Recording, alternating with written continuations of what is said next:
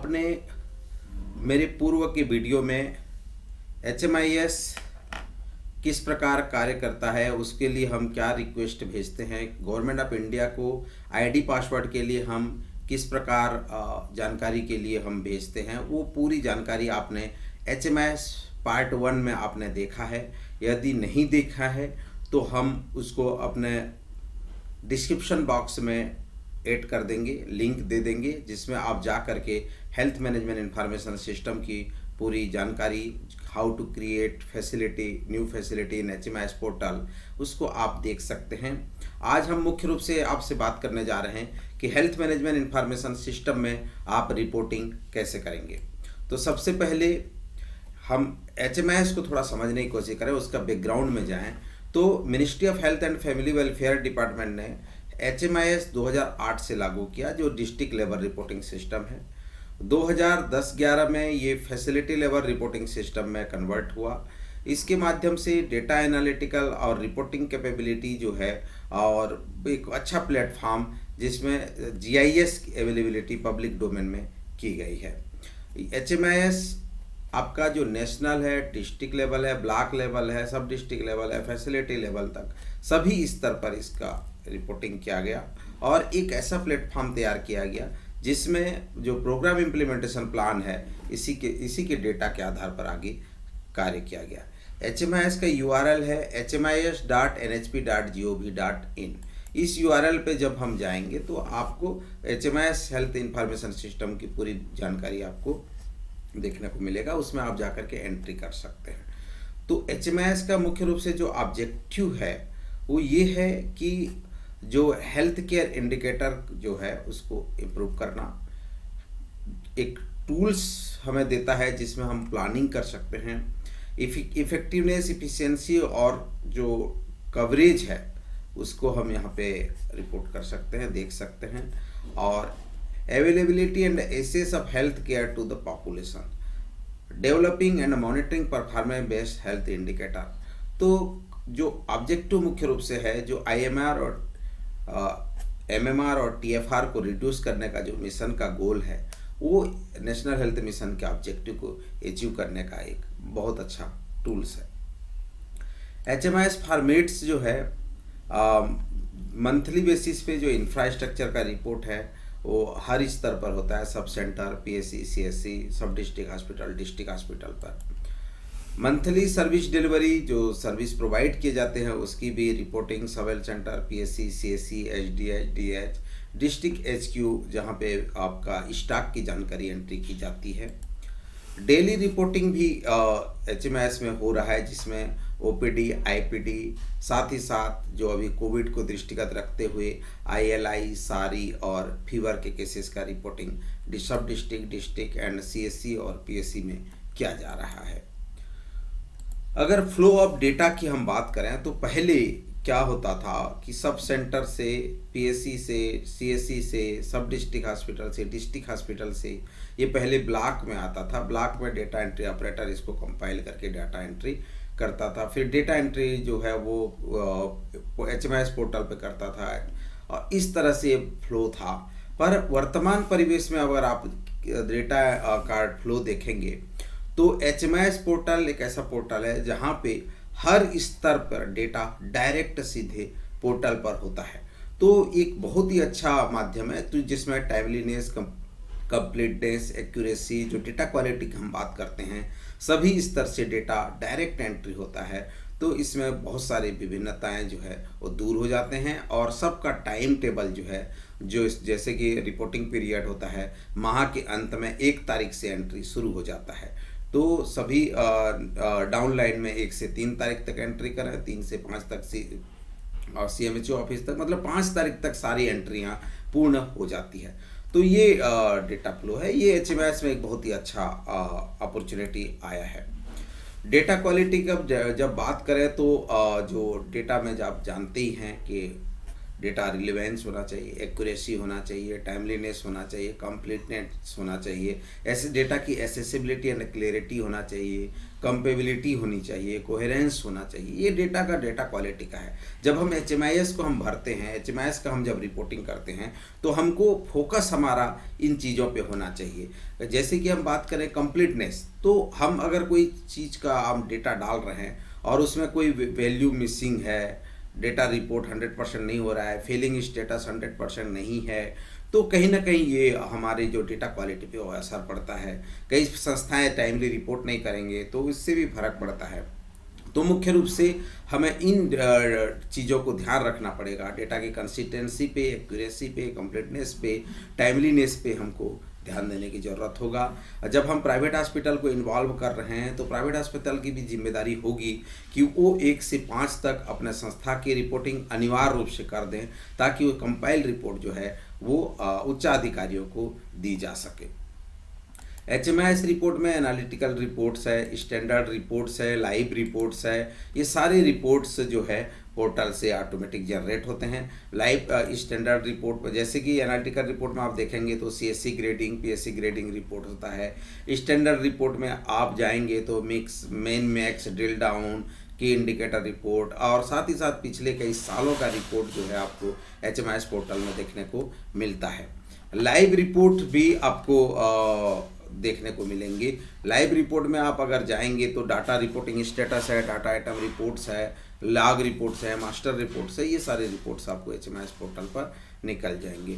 HMIS की data जो use होता है मुख्य रूप से मैंने बताया भी है कि PIP, NHM की PIP में बहुत ज़्यादा उपयोग होता है। इसमें इंडिकेटर्स वाइज रिपोर्ट आपके जनरेट हो जाते हैं कि इंस्टीट्यूशनल डिलीवरी कितने, C सेक्शन कितने, OPD, IPD, जितने भी डाटा आपकी एंट्री हो रहे हैं सभी की आपको इंडिकेटर वाइज रिपोर्ट यहाँ पे जनरेट हो जाता है। इसी के आधार पर जो है CSC, PSC, डिस्ट्रिक्ट हॉस्पिटल, सभी अस्पतालों की रैंकिंग तैयार की जाती है। HMIS का जो मुख्य रूप से स्ट्रेंथ ये है कि डेटा का फ्लो होता है, यूजेबिलिटी है, ये वेल कन्वर्जेंट है, लास्ट 10 ईयर का एक्सपीरियंस इसमें इम्प्रूवमेंट जो है देखने को मिलेगा आपको। जितने भी सुधारात्मक कार्रवाई है वो सारी चीज़ें इसमें कर चुके हैं। इजी अपलोड है डेटा, यहाँ पे आप एंट्री आप कर सकते हैं। ऐसे फैसिलिटी लेवल डेटा एंट्री है। तो ये सारा चीज़ें जो है इस पोर्टल में अभी इनकॉर्पोरेट किया गया है। मुख्य रूप से जो WHO की टीम है इसमें पूरी काम कर रही है और रियल टाइम डैशबोर्ड आपको HMIS में देखने को मिलेगा। अलर्ट है, एनालिटिक्स है, सारा चीज़ें आपको इस रिपोर्ट में देखने को मिलेगा। तो जैसे ही आप HMIS को ओपन करते हैं तो आपको HMIS का URL जैसा कि हमने बताया hmis.nhp.gov.in, इसमें जा कर के आप लिंक को क्लिक करेंगे तो आपका जो पोर्टल है इस तरह से दिखता है। इसमें मुख्य रूप से HMIS है, रिपोर्ट्स है, कॉन्टैक्ट है, पब्लिकेशन और साइन इन है। तो ये सारी चीज़ें आपको पब्लिक डोमेन में दिख जाएगा। यहाँ पे जो नया अपडेट्स आते हैं वो सारे अपडेट्स यहाँ पे दिखेंगे और इम्पोर्टेंट लिंक जो है, जो गवर्नमेंट ऑफ इंडिया के द्वारा जो महत्वपूर्ण लिंक दिए जाते हैं वो यहाँ पे दिए जाते हैं। ये पब्लिक डोमेन में अवेलेबल है, इसके लिए कोई ID पासवर्ड की ज़रूरत नहीं है।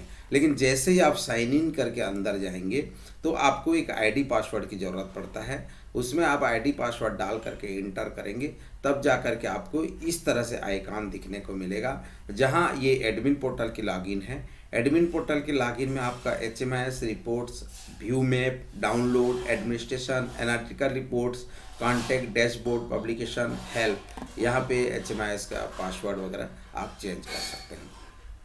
ये मैंने फॉर्म जो रिक्वेस्ट न्यू हेल्थ फैसिलिटी है, कोई भी हेल्थ फैसिलिटी को हम जब नया बनाते हैं तो उसके लिए ये जानकारियां हमको भरनी होती है। इसके बारे में विस्तृत जानकारी मैंने वीडियो जो मेरा HMIS पार्ट 1 है उसमें दिया गया है, आप उसको देख सकते हैं। उसके बाद आ जाता है जैसे ही हम ऑनलाइन ID और पासवर्ड हम इंटर करते हैं, हर प्राइवेट अस्पताल या गवर्नमेंट अस्पताल को एक ID और पासवर्ड दिया जाता है। जब हम हेल्थ फैसिलिटी का रिक्वेस्ट भेज देंगे, गवर्नमेंट ऑफ इंडिया अप्रूव करेगी तो उसके बाद उसमें एक ID और पासवर्ड देगा जो संबंधित व्यक्ति के मोबाइल पे वो जाता है और उसको वो खुद ही हैंडल करता है। जब वो मोबाइल में आप जब लॉगिन करेंगे तो आपको HMIS का जो पोर्टल है वो ओपन होगा, जिसमें आप 3 प्रकार का एंट्री जैसे मैंने पहले ही बताया, डेली एंट्री, इंफ्रास्ट्रक्चर एंट्री और मंथली सर्विस डिलीवरी एंट्री, इसकी एंट्री आप पोर्टल में कर सकते हैं। डेली एंट्री में जब आप जाते हैं तो total number of OPD, total number of IPD, total SARI cases, total ILI cases, total fever cases, ये जानकारियां जो है डेली बेसिस पे भरना होता है। तो वर्तमान में हम प्राइवेट अस्पतालों से ये अपेक्षा नहीं कर रहे हैं कि वो डेली भरें, पर हम सर्विस डिलीवरी और इंफ्रास्ट्रक्चर की डिलीवरी जो मासिक डिलीवरी है उसको हम बढ़ाएंगे। पर गवर्नमेंट अस्पताल में जो है पीएससी और सीएससी और सब डिस्ट्रिक्ट हॉस्पिटल तक ये सुविधाएं लागू की गई है। हर अस्पताल का डेली एंट्री होना है। तो यहाँ पर आप देखेंगे तो मुख्य रूप से जब डेली आप एंट्री कर लेते हैं तो आप देखिए NIN reporting, reset, print, export excel, submit, ये चीज़ें यहाँ पे आपको रिपोर्ट करने को दिखाई दे रहा है। आप इसका उपयोग कर सकते हैं। यहाँ जैसे ही आप फैसिलिटी लॉगिन हो जाएगा तो आपका यहाँ पे फैसिलिटी का पूरा डिटेल आपको यहाँ पे देखने को मिलेगा। ये है monthly service delivery. Monthly service delivery का जो रिपोर्टिंग है वो आपके संस्था की पूरी जितनी भी सुविधाएं वहाँ दी जा रही है वो सारे सुविधाओं की एंट्री इस पोर्टल में होता है। तो जो मंथली सर्विस डिलीवरी में मुख्य रूप से M1 से लेकर के पार्ट ए M1 से लेकर के पार्ट सी M17 तक के रो बने हुए हैं, कॉलम बने हुए हैं, जिसमें आप अलग अलग इंडिकेटर, अलग अलग जानकारी को आप वहाँ पे एंट्री करते हैं। तो आप इसमें भी देख सकते हैं कि part A M1, part A M2 M4, part A M5 M7, part A M8, part A M9, इस तरह से ये पार्टों में बना हुआ है। जब आप इसके अंदर जाएंगे, अब एंट्री करेंगे तो यहाँ पे भी आप देखेंगे प्रिंट ले सकते हैं, एक्सपोर्ट टू एक्सेल कर सकते हैं, प्रीव्यू देख सकते हैं, और जब आप डाटा भर लेते हैं तो सबमिट कर सकते हैं। ये सारी चीज़ें आपको अभी मैं ऑनलाइन भी करके दिखाने का प्रयास करूँगा, जिसमें आप देख सकेंगे कि किस तरह से एंट्री होती है। उसके बाद आपको मैं बताना चाहूँगा, जितने भी प्राइवेट अस्पताल जुड़े हुए हैं और जो लोग इसको देख रहे हैं, कि हम HMIS का एंट्री कैसे करते हैं। तो आप देखिए पार्ट ए की जब हम बात करते हैं तो M1 जो है एंटीनेटल केयर सर्विस है।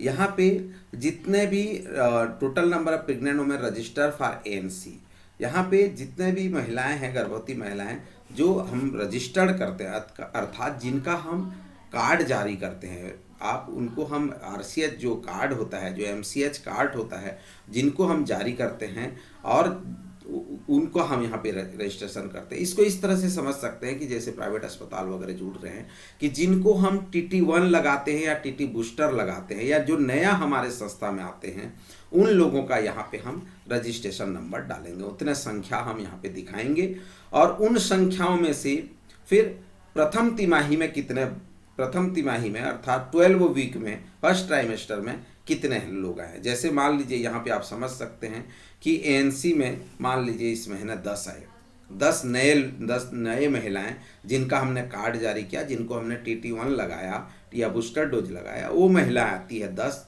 तो उसमें से प्रथम तिमाही के कितनी है, तो उसमें से इसका मतलब यह हुआ कि कोई भी उससे ज़्यादा नहीं हो सकता। 10 से ज़्यादा आप नहीं हो सकता, 10 से हो सकता है कम होगा, या 10 में से 10 होगा, पर 10 से ज़्यादा नहीं हो सकता।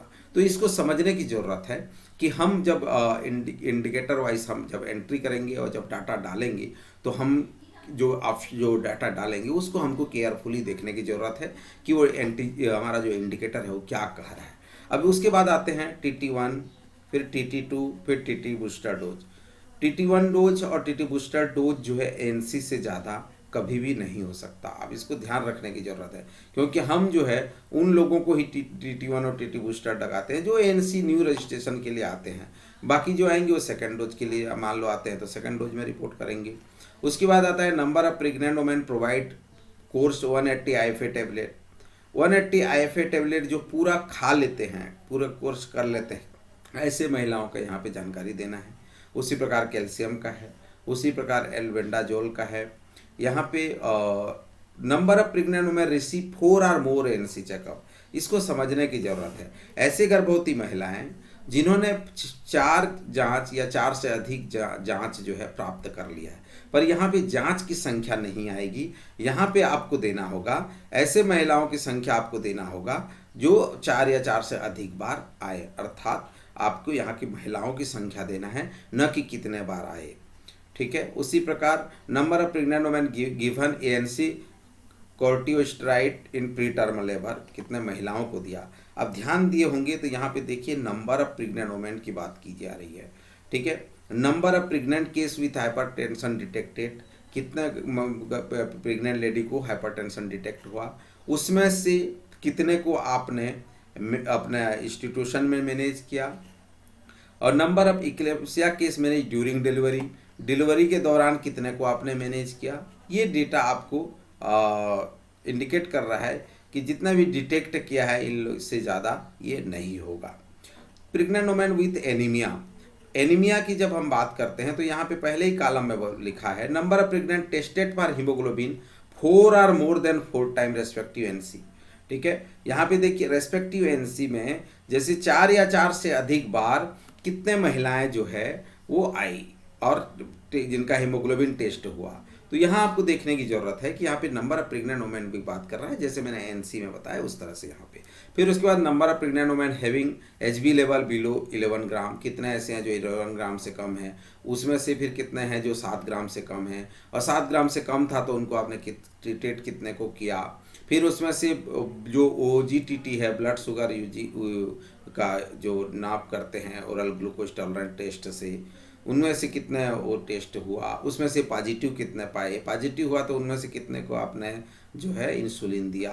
तो ये जानकारी आप जब आप एक के बाद एक भरते जाएंगे तो आपको ये समझ में आएगा कि ये कॉलम क्या कह रहा है।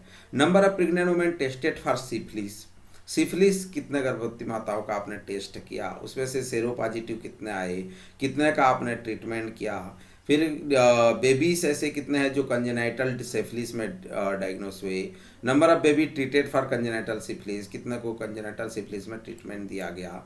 फिर उसके बाद आता है M2 जो डिलीवरी पॉइंट है। डिलीवरी पॉइंट में आप जब जाएंगे तो आपका number of institutional delivery conducted including C-सेक्शन, अर्थात जितने भी आपके संस्था में संस्थागत प्रसव हुआ है वो सारी की संख्या यहाँ पे आएगा। उसमें से कितनों को आपने 48 घंटे के अंदर छोड़ दिया। ध्यान देने की जरूरत है, बहुत सारे लोग गलती करते हैं, यहाँ 48 घंटे के अंदर छोड़ दिया। हमको 48 घंटे के अंदर छोड़ना नहीं है, सबको 48 घंटे तक रखना है। तो यहाँ पे मैक्सिमम हमारा रिपोर्ट 0 आना चाहिए, क्योंकि हमको यहाँ पे 48 घंटे रखना होता है। अगर किसी कारणवश रिफ़र करते हैं या छोड़ देते हैं तो हमें वहाँ संख्या डालनी होगी, नहीं तो नहीं आएगा। उसी प्रकार टोटल C-सेक्शन डिलीवरी परफॉर्म, यहाँ पे जो टोटल C-सेक्शन डिलीवरी का जानकारी आपको यहाँ पे डालने की ज़रूरत है, और उसमें से रात में कितने हुआ, 8 बजे से 8 बजे सुबह तक कितने का डिलीवरी हो, इस तरह से आपको जानकारी यहाँ पे देनी होगी। उसके बाद होता है लाइव बर्थ की, मेल फीमेल कितने हुए, फिर प्री टर्म लेबर कितने हुआ, और स्टिल बर्थ कितने हुए। स्टिल बर्थ और लाइव बर्थ को आपको देखना होगा, क्योंकि ये भी जो है डिलीवर कभी कभी क्या होता है कि भाई हम रिपोर्ट कुछ करते हैं और जो लड़का लड़की के जब ऑप्शन में डालते हैं तो हम ये स्टिल बर्थ को भी जोड़ देते हैं, जबकि स्टिल बर्थ ये लाइव बर्थ का डिटेल बोल रहा है, मृत जन्म का बात नहीं कर रहा है। एबॉर्शन को भी हमको डालना होता है। फिर उसके बाद आ जाता है MTP 12 week more than 12 week, उसमें से MTP में कॉम्प्लिकेशन कितने हुए। फिर उसके बाद जो है बच्चों का वजन कितने का लिया गया, कितने का 2.5 किलोग्राम वाले थे, उससे कम वाले थे, और कितने ने जो है ना ब्रेस्ट फीडिंग करा। तो ये बेसिक जानकारी है, आपको ये हमेशा जो है कोरिलेशन है, डिलीवरी ANC से रिलेटेड है, डिलीवरी का फिर बच्चों से रिलेटेड है, ये एक दूसरे से रिलेटेड हैं, तो हमको इन इंडिकेटर को ध्यान दे करके भरने की ज़रूरत होती है। उसके बाद आ जाता है यहाँ पे मैंने दिखाया M2 में डिलीवरी, M3 में C-सेक्शन, M4 में प्रेगनेंसी आउटकम, M5 में आपका complication pregnancy, M6 postnatal PNC, और M7 में जो है RTI STI sexual transmitted infection का जो बात है हम यहाँ पे कर रहे हैं। ये PNC को भी थोड़ा सा समझने की ज़रूरत है। यहाँ पे जब हम PMC की बात कर रहे हैं तो first postmortem checkup with in 48 hour of home delivery की बात कर रहा है। होम डिलीवरी में कितने को आपने 48 घंटे के अंदर सुविधाएं दी है। उसके बाद आ जाता है women receive first postmortem checkup between 48 hour to 14 days, 48 घंटे से 14 दिन के बाद तक कितने को आपने PNC दिया। जैसे 7 दिन आप लोग C-सेक्शन या अन्य केसेस को अस्पताल में रखते हैं तो PNC तो आप दे ही देते हैं, तो यहाँ 48 से 14 दिन के अंदर में वो सारे PNC आएंगे। उसके बाद आता है full course of 180 IFA tablet, जिन्होंने 180 टेबलेट IFA खाया उनकी संख्या, और जिन्होंने 360 कैल्शियम टेबलेट खाया उनकी संख्या यहाँ पे आएगा। उसके बाद आ जाती प्लानिंग में भी जो है आपका मेल स्टेलाइजेशन और फीमेल स्टेलाइजेशन की इन्फॉर्मेशन है, आयुषीडी है, पीपी आयुषीडी है, अंतरा है, कॉम्प्लिकेशन केसेस की जानकारी आपको यहाँ पे भरनी होगी। साथ ही साथ जो है चाइल्ड इम्यूनाइजेशन का है, कई अस्पताल ऐसे हैं जो चाइल्ड केयर इन्फॉर्मेशन देते हैं, चाइल्ड केयर में उस सर्विस देते हैं, कई मैटरनल हेल्थ में सर्विस देते हैं। तो जो सर्विस प्रोवाइड करते हैं वो सर्विस को यहाँ पे उनको एंट्री करने की ज़रूरत होती है। क्या होता है कि जो HMIS है वो फैसिलिटी बेस है, जिस फैसिलिटी में जो सर्विसेज दिया जा रहा है उस सर्विस की एंट्री जो है HMIS में करनी होती है। तो HMIS फैसिलिटी बेस है, इसमें जो दूसरी जगह की जो डेटा है उसको हमको इनकॉर्पोरेट करने की ज़रूरत नहीं है। जो संस्था में जो सुविधाएं दी जा रही है उसकी एंट्री हमको यहाँ पे करनी होती है। जैसे किसी संस्था में जो बच्चे हैं बीमार हैं, चाइल्डहुड डिसीज है, कोई बच्चों का डेथ है, कोई AEFI हुआ, कोई किसी प्रकार का जो विटामिन के जो इंटीजेंट है वो सब उनको देते हैं, तो उसकी जानकारी उस संस्था के द्वारा यहाँ पे भरी जाएगी। और ये पूरे बच्चों का ही M9 जो है, M9 to M10 जो है, ये बच्चों से रिलेटेड इन्फॉर्मेशन यहाँ पे दी जाएगी। M11 जो है वो आपका जो मलेरिया है, NVBDCP program national vector bound से है। आपका जो मलेरिया टेस्ट करते हैं, कितना PB और PF कितना पॉजिटिव आया, कितना DT टेस्ट कितना हुआ, या जो काला जार का अपना टेस्ट करते हैं तथा डेंगू का जो DT टेस्ट होता है, वो सारी जानकारी यहाँ पे आपको भरनी होती है। M12 जो है एडोलेशन हेल्थ से रिलेटेड है। M13 में जो है ना TB से रिलेटेड है कि कितने लोगों का जो ऑनगोइंग डार्ट पेशेंट रजिस्टर्ड हुए हैं और कितने जो है केस कॉम्प्लिकेटेड सक्सेसफुली उनको ट्रीटमेंट दिया गया है। तो ये जानकारी हमको पोर्टल में देनी होती है। उसके बाद जब हम पार्ट B में जाते हैं तो हेल्थ फैसिलिटी सर्विसेज की बात करते हैं। हेल्थ फैसिलिटी सर्विसेज में यहाँ पे आउट पेशेंट और OPD IPD की जानकारी हमको देनी होती है और लेबोरेटरी सर्विसेज की जानकारी हमको भरनी होती है। ये इस तरह से जो HMIS के प्रपत्र हैं। जब 16 की बात करें तो स्टॉक रिलेटेड डेटा देना होता है, जिसमें पार्ट C में जो M17 की बात आती है तो ये डेथ रिलेटेड है। अगर जो बच्चे हैं 17.1 से लेकर के आपका 17.45 तक जो है बच्चों का इन्फॉर्मेशन है, 17.5 में जो है ना मैटरनल डेथ का इन्फॉर्मेशन है। तो ये इन्फॉर्मेशन आपके यहाँ अगर होता है, कोई डेथ होता है तो इसकी जानकारी पोर्टल में डालनी होगी। उसके बाद जो है M17.71 में जो है एडोलेसेंट डेथ का है और 17.8 में जो है जो डिसीज़ के कारण, जैसे वेक्टर बाउंड डिसीज़ वगैरह है, इसके कारण अगर कोई डेथ होता है तो इस प्रकार की डेथ की यहाँ पे जानकारी होती है। ये इंफ्रास्ट्रक्चर का डेटा है। इंफ्रास्ट्रक्चर में जो फैसिलिटी आप रिपोर्ट करते हैं तो उसका इंफ्रास्ट्रक्चर में देखेंगे तो जो physical infrastructure, human resource, investigation, laboratory service, capacity building, equipment, drug and furniture और क्वालिटी कंट्रोल, ये जानकारी हमको यहाँ पे देनी होती है। और उसका रिपोर्टिंग जो होता है, जो आप देख सकते हैं तो डेली रिपोर्टिंग का इस तरह से चेक बॉक्स के द्वारा दिखाया जाता है कि कौन सी संस्था जो है रिपोर्ट कर रहा है, कौन सी डे में वो रिपोर्ट किया कि नहीं किया, वो पूरी जानकारी आपको मॉनिटरिंग टूल्स में दिखाई दे देंगे। ये जो है सी रिपोर्ट है जो मंथली रिपोर्टिंग डिलीवरी का, उसमें टू बी रिपोर्टेड और रिपोर्टेड, उसमें है ना रिपोर्ट करना था, हुआ या नहीं, उस तरह से आप देख सकते हैं। इसके माध्यम से जो है ना फैसिलिटी रिपोर्टिंग स्टेटस और पूरा मैप के माध्यम से बताया जा सकता है कि आपके संस्था का रिपोर्ट हो रहा है कि नहीं हो रहा है, कितना रिपोर्ट हुआ है, डाटा फिल हो रहा है कि नहीं हो रहा है, वो सारी जानकारी गूगल के माध्यम से भी आपको दिखाया जा सकता है। ये सारी सुविधाएं जब आपको आईडी पासवर्ड मिल जाएगा, आप लॉगिन कर लेंगे तो आप इसमें आसानी से देख सकते हैं। आइए ऑनलाइन हम साइन इन करते हैं और डालते यूजर आईडी और पासवर्ड डालते हैं और हम कैप्चा डाल करके इसमें इंटर करते हैं। जैसे ही हम इंटर करेंगे तो हमें जो बेसिक इन्फॉर्मेशन जो दिखाई देता है, डैशबोर्ड इस तरह से दिखाई देता है। यहाँ पे देखने की ज़रूरत है डेली डाटा एंट्री, यहाँ दिखाई दे रहा है 24/9/2021 तक एंट्री किया गया है। इसका मतलब प्रॉपर यहाँ पे एंट्री टाइमली नहीं हो रहा है। मंथली सर्विस डिलीवरी का जो है 3/9/2021 को एंट्री हो चुका है और इंफ्रास्ट्रक्चर और ह्यूमन रिसोर्स का एंट्री भी 3/9/2021 को एंट्री हुआ है। अभी इस महीने का एंट्री यहाँ पे नहीं हुआ है। डेली एंट्री भी इनकम्प्लीट दिख रहा है। एक प्रथम दृष्टिया जैसे ही आप रिपोर्ट का सेक्शन यहाँ पे देखेंगे तो उस अस्पताल का डाटा यहाँ पे दिखाई दे देता है। उसके बाद जो इम्पोर्टेंस लिंक है, जो गवर्नमेंट ऑफ इंडिया के द्वारा जो जारी किए गए बुलेटिन्स है, ये सारे बुलेटिन्स आपको यहाँ पे दिखाई दे देंगे। और इम्पोर्टेंस लिंक जो है गवर्नमेंट ऑफ इंडिया के जितने भी हैं वो यहाँ पे दिखाई दे देंगे। नेशनल डेटा क्वालिटी फोरम का भी गाइडलाइन यहाँ पे दिखाई दे रहा है। तो हम जाएंगे सबसे पहले डेटा एंट्री ऑप्शन में। डेटा एंट्री ऑप्शन में जैसे ही क्लिक कर रहे हैं, देखिए 3 ऑप्शन दे रहा है, क्योंकि ये डिस्ट्रिक्ट हॉस्पिटल के लॉगिन से हम लॉगिन हुए हैं। तो daily data entry, monthly service delivery और infrastructure report. Daily data entry ये उन संस्थाओं के लिए है जो CSC PSC डिस्ट्रिक्ट हॉस्पिटल है। जैसा कि मैंने पूर्व बताया कि यहाँ पे OPD IPD सारी इसको डालेंगे और आप जो है यहाँ पे डाल करके उसको सबमिट करेंगे। यहाँ पे बैक डेट में जैसे जो ओपन रहता है, जैसे 3 दिन का बैक डेट का डेटा ओपन रहता है, देखिए 1 2 3 4, उसके पहले का डाटा आप नहीं डाल पाएंगे, ठीक है। तो 3 दिन के पहले डाटा अपने को ओपन रहता है, तो इनको 3 दिन का डाटा अभी डाल देना चाहिए, नहीं तो ये बाद में जैसे बोलेंगे कि इस तारीख का डेटा जो है फिर आपको जा करके उनको सेलेक्ट करके करना पड़ेगा। तो ये डेटा इनको चेक करने की ज़रूरत है ताकि इनका डेटा जो है वो करेक्ट हो सके। यहाँ पे डेटा इनको एंट्री करना पेंडिंग है। हम दूसरा देखेंगे कि जो मंथली सर्विस डिलीवरी है, मंथली सर्विस डिलीवरी में मैंने ऑलरेडी आप लोगों को बताया है कि हमारा M1 से लेकर के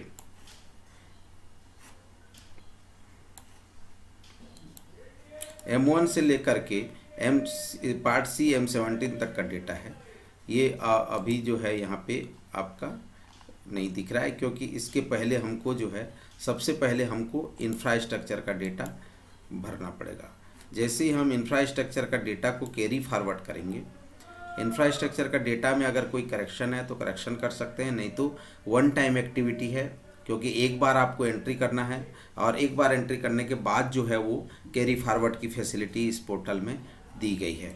तो आप इंफ्रास्ट्रक्चर में आप यहाँ पे जैसे डेटा डालेंगे, आप चाहते इंफ्रास्ट्रक्चर का डेटा आप डालते हैं, तो जैसे ये देखिए, जैसे इसको हम कैरी फॉरवर्ड करेंगे तो ये कैरी फॉरवर्ड जो है, if you press okay previous month data will be carried forward, are you sure you wish to press okay, carry forward data can be edited before submit. तो ये सितंबर महीने के लिए कैरी फॉरवर्ड हो जाएगा, क्योंकि अभी सितंबर महीने का डाटा 5 तारीख तक उनको अपलोड करना है, तो वो कर सकते हैं। तो ये डेटा यहाँ पे उनको तत्काल जो है कैरी फॉरवर्ड करके आगे मंथली रिपोर्टिंग को करना पड़ेगा। उसके बाद आ जाता है मंथली रिपोर्ट। जैसे हम कैरी फॉरवर्ड करेंगे तो ये मंथली रिपोर्टिंग का डाटा जो है वो इनेबल हो जाएगा, वो ओपन हो जाएगा और आपको एंट्री करने की सुविधा जो है वो दी जाएगी। तो पोर्टल में ये फैसिलिटी है कि आप इसमें डेटा जो है डाल करके सेव कर सकते हैं। ये सुविधाएं आपको दी गई है। आप यहाँ पे प्रिंट लिख सकते हैं, एक्सपोर्ट कर सकते हैं, प्रीव्यू देख सकते हैं और सबमिट कर सकते हैं। तो यहाँ पे डेटा आप सितंबर महीने का एंट्री कर सकते हैं। उसके बाद आ जाता है इंफ्रास्ट्रक्चर की एंट्री। इंफ्रास्ट्रक्चर का मैंने आपको बताया ही है। इंफ्रास्ट्रक्चर का हमको पहले एंट्री करना होता है, उसके बाद जो है फिर फैसिलिटी एंट्री करनी होती है, सर्विस डिलीवरी की एंट्री होती है। तो आपको मुख्य रूप से ध्यान देने की ज़रूरत है कि जो PSC CSC सब डिस्ट्रिक्ट हॉस्पिटल मेडिकल कॉलेज वगैरह हैं, वो कृपया जो है वो डेली रिपोर्टिंग भी करेंगे, इंफ्रास्ट्रक्चर की रिपोर्टिंग करेंगे और सर्विस डिलीवरी की रिपोर्टिंग करेंगे। तो सभी प्राइवेट अस्पताल भी जितने यहाँ जो इनको इनरोलमेंट किया गया है, ID पासवर्ड दिया जा रहा है, वो पहले इंफ्रास्ट्रक्चर की एंट्री करें कि उनके यहाँ क्या क्या सर्विसेज हैं, उनका फिजिकल इंफ्रास्ट्रक्चर क्या है। जैसे आप एक बार देख लीजिए कि यहाँ पे जो इंडिकेटर दिया हुआ है, पहले पॉपुलेशन कितने को कवर करता है, जो चीज़ें रिलायबल हैं, जो आपके में आता है, जो चीज़ें आपके सर्विसेज में हैं, उन चीज़ों को आपको एंट्री करना है। जैसे मैन पावर है, सर्विस स्पेशलिस्ट सर्विस है, पैरा क्लिनिकल सर्विस है, सपोर्ट सर्विस है, जितने एडमिनिस्ट्रेटिव सर्विस है, ये OPD IPD सर्विस है, ये सारा चीज़ें आपको जो है ना डालनी होगा अगर आपके यहाँ है। और इसमें मुख्य रूप से यस नो का ही ऑप्शन पूछा है, कहीं पे आपको टाइप करने की ज़रूरत नहीं है। तो इसलिए ये फॉर्मेट देख करके ऐसे घबराने की ज़रूरत नहीं है कि आपका जो है ना बहुत बड़ा पार्ट है और हमको तो ये सब भरना ही पड़ेगा। तो ऐसा नहीं है, जो चीज़ें अवेलेबल है, जैसे मैन पावर अगर अवेलेबल है तो उसको आपको डालना है, लैब की सुविधाएं डालना है, कैपेसिटी बिल्डिंग डालना है, इक्विपमेंट और ड्रग डालना है। तो जो इसमें जानकारी आपको पास है उसको आपको ऐड करना है। उसी प्रकार सर्विस डिलीवरी में भी ऐसे चिंतित होने की ज़रूरत नहीं है कि बहुत बड़ा फॉर्मेट है। इसमें जो सर्विसेज प्राइवेट अस्पतालों के द्वारा दी जा रही है उन सर्विसेज को आपको डालना है। हाँ, ध्यान देने की ज़रूरत है कि यहाँ पे गवर्नमेंट ऑफ इंडिया के पोर्टल में एक ऑप्शन आता है जीरो और ब्लैंक का। अगर वहाँ पे वो सर्विसेज नहीं है तो सीधा सीधा उसको छोड़ देना है, उसमें कुछ नहीं करना है। लेकिन अगर वो सर्विसेज है पर वहाँ पे उस महीने का रिपोर्ट जीरो है, अर्थात सर्विस तो है लेकिन उपलब्धि जीरो है, तो वहाँ जीरो लिखना है। तो मुख्य रूप से जीरो और ब्लैंक का यही डिफरेंस है कि ब्लैंक मतलब वहाँ सर्विस एग्जिस्ट ही नहीं है, और जीरो मतलब सर्विस तो है पर उस महीने जो है उस महीने का डाटा आपका जीरो है। तो ये दो डिफरेंसेस है, उसको आपको ध्यान देने की ज़रूरत है। तो आज के इस सेशन में मैं आपको किस तरह से एंट्री होता है, कैसे एंट्री कर सकते हैं, इसकी जानकारी हमने दिया। जो 3 प्रकार की एंट्री है, डेली एंट्री है, इंफ्रास्ट्रक्चर की एंट्री है और सर्विस डिलीवरी की एंट्री है। हम सर्विस डिलीवरी की एंट्री में पार्ट ए M1 से पार्ट सी M17 तक का हमने देखा कि क्या क्या पार्ट वाइज है। क्योंकि इस तरह से हम वीडियो बनाने जाएंगे तो बहुत लंबा वीडियो बनेगा, इसीलिए आप मेरे पार्ट जो 3 है जिसमें हम how to generate report section को हम उसमें बताने की कोशिश करेंगे। तो आप मेरे चैनल में बने रहिए। हेल्थ संबंधी सभी प्रकार के ऑनलाइन रिपोर्टिंग सिस्टम, साथ ही हेल्थ में चल रहे गतिविधियों को, शासन की महत्वपूर्ण योजनाओं को मैंने बताने का प्रयास किया है और करते रहूँगा। तो मैं आप लोगों से आशा करता हूँ कि आप मेरे इस चैनल को सब्सक्राइब करें, लाइक करें और जन जन तक पहुँचाने का प्रयास करें। जो भी व्यक्ति हेल्थ के संबंध में जानकारी चाहता है और सीखना चाहता है कि हेल्थ में किस तरह की योजनाएं चल रहे हैं, कैसे हम आगे काम कर पाएंगे, और जितने भी स्वास्थ्यकर्मी, आंगनबाड़ी और मितानिन हैं उनको तो जुड़ना ही चाहिए, सब्सक्राइब करना ही चाहिए, क्योंकि हेल्थ संबंधी सभी गतिविधियां यहाँ पे ही आपको मिल पाएगी। तो मैं उम्मीद करता हूँ कि आप लोग इस पोर्टल में बेहतरीन तरीके से कार्य करेंगे। जितने भी प्राइवेट अस्पताल हैं जैसे ही जुड़ते जाएंगे इस वीडियो का अवलोकन करें, और कहीं किसी प्रकार की आपको असुविधा हो रही है तो सीधे YouTube में कमेंट सेक्शन में आप कमेंट करें, मैं आपके कमेंट का जवाब जरूर दूंगा। तो आप सभी का बहुत बहुत धन्यवाद।